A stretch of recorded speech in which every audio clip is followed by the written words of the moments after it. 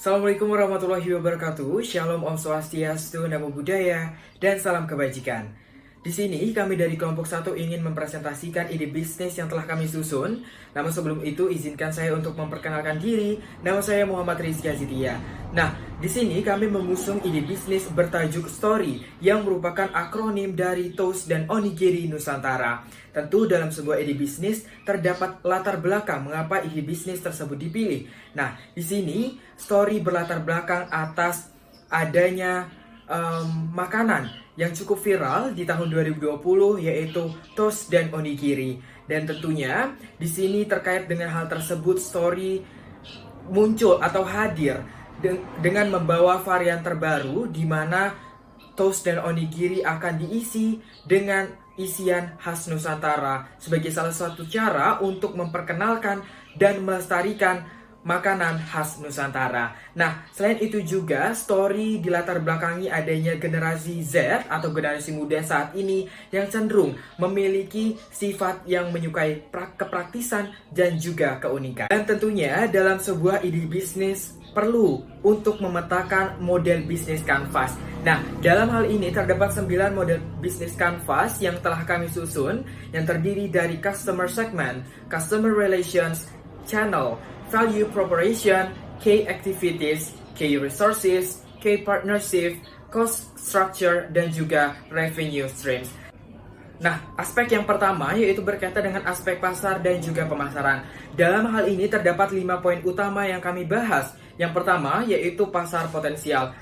Pasar potensial ini bermula dari bagaimana Story muncul atas adanya kepraktisan dan juga menghadirkan suatu hal yang baru. Nah, kemudian terkait dengan ukuran pasar. Berkaitan dengan hal ini, di sini kami memetakan terdapat 50 pelanggan dengan 80% di kategori untuk membeli dan juga 20% tidak membeli. Nah, selain itu juga kami memetakan dalam setiap 50 pelanggan yang ada dalam satu bulan, maka jika dikalikan dalam satu tahun terdapat kurang lebih 500 pieces terjual yaitu toast dan onigiri. Nah, kemudian berkaitan dengan segmentasi pasar. Dalam hal ini berkaitan dengan geografis, di mana di sini kami memilih daerah yang strategis, tentunya tidak jauh dari perkotaan atau semi perkotaan dan juga dekat dengan wilayah pendidikan.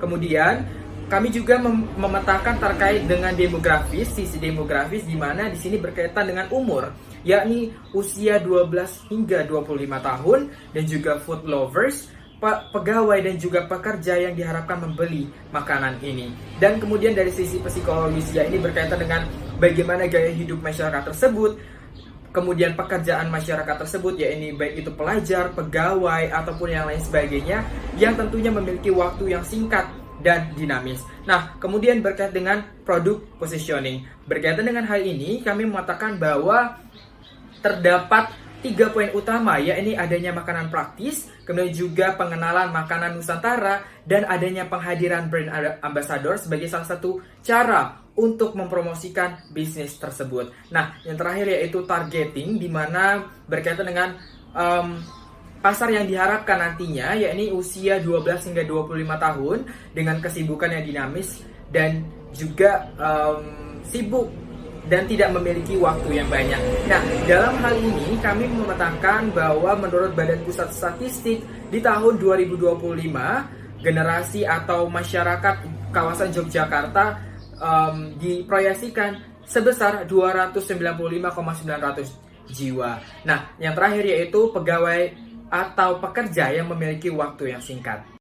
Selanjutnya, saya Adila Nadiana Dewi akan menjelaskan tentang analisis pesaing bisnis kami Story. Untuk kelebihan bisnis kami sendiri adalah pastinya toast dan onigiri yang memiliki bentuk yang praktis untuk dibawa kemana-mana. Lalu memiliki cita rasa Nusantara pastinya, karena kami mengusung rasa dari makanan khas Indonesia. Lalu karena rasanya khas Indonesia, pastinya sesuai dong dengan kultur masyarakat di Indonesia. Lalu untuk kekurangannya sendiri, karena toast dan onigiri itu makanan yang cukup viral sekarang, itu pesaingnya lumayan banyak. Lalu pastinya karena toast dan onigiri adalah makanan, itu ketahanannya untuk onigiri kami hargai dengan harga 18.000 dan toastnya itu 25.000. Selanjutnya saya akan menjelaskan tentang aspek teknis dan operasi.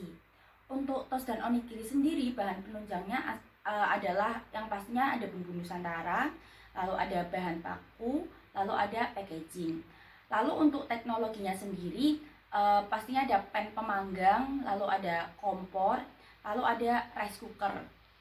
Nah, selanjutnya untuk lokasi yang kami pilih itu kami memilih di Gor Kelebengan, depan Fakultas Peternakan UGM. Alasan kami memilih di Gor Kelebengan adalah pastinya Gor Kelebengan itu tempat makan bagi anak muda, khususnya mahasiswa-mahasiswa, dan tempatnya strategis dekat dengan tempat kos-kosan dan juga tempat kuliah UNY dan UGM. Selanjutnya saya akan menjelaskan tentang proses pembuatan dari tos dan onigiri. Karena bahan dasar tos adalah roti tawar, kami membuat roti tawar, lalu untuk menambah rasa gurihnya itu dicelup lada, susu cair, telur, garam, nanti dicelup dulu lalu baru kami panggang. Nah, setelah dipanggang itu kami sebelumnya sudah menyiapkan bumbu Nusantara seperti rendang atau sate ayam dan lain-lainnya, itu dimasukkan nanti buat isian dari roti tawar tadi. Lalu roti tawarnya setelah itu dipanggang lagi biar lebih crunchy seperti itu. Nah, lalu selanjutnya pada saat sudah matang itu dimasukkan ke packaging. Selanjutnya untuk pembuatan onigiri sendiri, kan onigiri dari beras tuh. Nah, itu berasnya dinalap dulu jadi nasi. Nah, lalu nasinya itu dikepal lalu diberi isian, dan itu nanti di luarnya diberi nori. Nah, untuk bentuknya sendiri yang kami pilih adalah segitiga. Nah, setelah dibentuk nori nanti pastinya dibentuk seperti onigiri di Jepang. Nanti ada wadahnya kayak gitu. Nah, setelah di packaging, baik tos dan onigiri itu bisa disiapkan untuk dideliver ke konsumen. Selanjutnya, saya Faisal Fadil akan menjelaskan tentang aspek sumber daya manusia dan operasi. Aspek SDM dan operasi terdiri atas 4, yaitu ada manajer, ada koki, ada kasir, serta penyedia dan penyortir. Tenaga kerja ini dibutuhkan berasal dari sekitar daerah istimewa Yogyakarta dan mampu menguasai posisi jabatan terkait. Dalam memilih tenaga kerja yang baik, dibutuhkan kualifikasi di setiap posisi jabatan. Maka dari itu, berikut kebutuhan dan kualifikasi tenaga kerja di setiap posisi jabatan.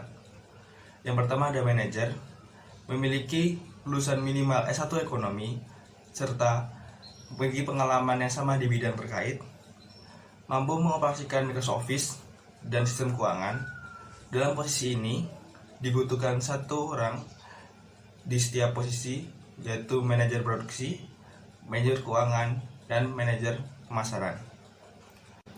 Kemudian ada kasir, memiliki pendidikan minimal SMA atau SMK, akuntansi, atau memiliki sertifikat kompetensi di bidang tersebut, mampu memahami akuntansi keuangan. Dalam hal ini dibutuhkan 1 orang. Kemudian ada koki, memiliki pendidikan minimal lulusan SMK Tata Boga atau memiliki sertifikat kompetensi, memiliki pengalaman di bidang yang sama minimal 1 tahun. Dalam posisi ini dibutuhkan 2 orang. Kemudian ada penyedia dan penyortir, memiliki pendidikan minimal lulusan SMP, mampu bekerja di bawah tekanan, dan bertanggung jawab. Dalam hal ini dibutuhkan 2 orang. Selanjutnya ada proyeksi biaya per tahun. Yang pertama ada kasir, dibutuhkan 1 orang dengan gaji 1 juta rupiah per bulan, sehingga pada 1 tahun dibutuhkan 12 juta dengan tambahan gaji ke-13 dan THR. Kemudian ada manajer dengan jumlah 1 orang yang digaji 2 juta rupiah per bulan, sehingga dalam 1 tahun dibutuhkan 24 juta rupiah dengan tambahan gaji ke-13 dan THR. Kemudian ada koki, dibutuhkan 2 orang dengan gaji per orang 1.700.000 rupiah, dan dalam 1 tahun untuk 2 orang dibutuhkan 40.800.000 rupiah dengan gaji ke-13 dan THR. Kemudian ada penyedia dan penyortir, dibutuhkan 2 orang dengan gaji 1 orangnya 750.000 rupiah. Maka untuk 2 orang dalam 1 tahun dibutuhkan 18 juta dengan tambahan gaji ke-13 dan THR. Selanjutnya, saya Unkurnaningsih akan menjelaskan aspek struktur organisasi. Yang pertama adalah direksi perusahaan. Direksi perusahaan berada di atas sendiri dalam sistem organisasi perusahaan tersebut. Yang kedua adalah manajer, dan di bawah manajer terdapat karyawan. Karyawan ini meliputi kasir, koki, penyedia, dan penyetor, kemudian pelayan. Aspek legal, persyaratan yang kita butuhkan yang pertama adalah surat keterangan domisili usaha, nomor wajib pajak, surat izin tempat usaha, surat izin prinsip, yang terakhir adalah izin usaha dagang. Kemudian dalam menerapkan norma sosial dalam masyarakat, yang pertama adalah menggunakan media sosial dengan bijak, kemudian menjaga jaringan yang kuat antara karyawan, konsumen, penyedia dan penyetor, kasir, dan pelayan. Yang ketiga adalah menjaga komunikasi antara konsumen, karyawan, dan pemasok. Analisis keuangan, kita mengambil parameter pada tahun 2020, 2021, 2022, 2023, dan 2024. Dengan kapasitas produksi kita meningkat sebanyak 5.000 per tahun. Dalam analisis keuangan, kita mengambil parameter pada tahun 2020, 2021, 2022, 2023, dan 2024 dengan kapasitas produksi meningkat sebanyak 5.000 per tahun. Saya mengambil contoh pada tahun 2024, kapasitas produksi yang kita miliki sebanyak 75.000. Kemudian laba kotor yang sekiranya kita terima sebanyak 575 juta. Kemudian laba sebelum pajak sekitar 5.595 juta, dan laba bersih setelah kena pajak sebanyak 531 juta. Modal kerja bersih kita sebanyak 66 juta rupiah. Kemudian free cash flow-nya kita total sebanyak 445 juta rupiah. Sekian presentasi dari kami. Apabila ada kurangnya kami mohon maaf. Wassalamualaikum warahmatullahi wabarakatuh.